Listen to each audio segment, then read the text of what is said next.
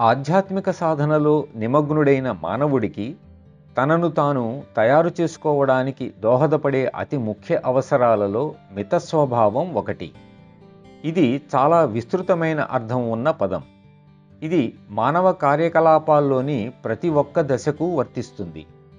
మితస్వభావం అంటే మనలోని ఇంద్రియాలను, వివిధ సంపత్తులను వినియోగించుకోవడంలో ప్రయోజనానికి తగ్గట్టుగా ఆ సమయానికి ఏమాత్రం ఎక్కువ తక్కువ కాకుండా సహజంగా అవసరమైనంత మేరకు మనసుపై ఏమాత్రం ముద్ర పడకుండా సమతౌల్యతను పాటించటమే.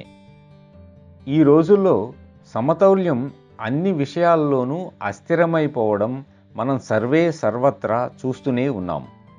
దీనికి కారణం ముఖ్యంగా ఏమిటంటే, మన దృష్టిలోకి వచ్చిన ఏ విషయానికైనా మనం అవసరానికి మించిన ప్రాధాన్యం ఇస్తున్నాం. అంతేకాదు, దానికి మన ఆలోచనా శక్తిని జోడించి మరింత పటిష్టం చేస్తున్నాం. తత్ఫలితంగా అది మిగిలిన అన్ని విషయాల కంటే అతి పటిష్టంగా ఎదుగుతుంది.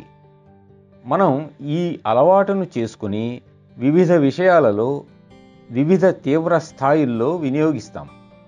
దానికి ఫలితం ఆందోళన, మానసిక సంక్షోభం కాక మరింకేమీ కాదు.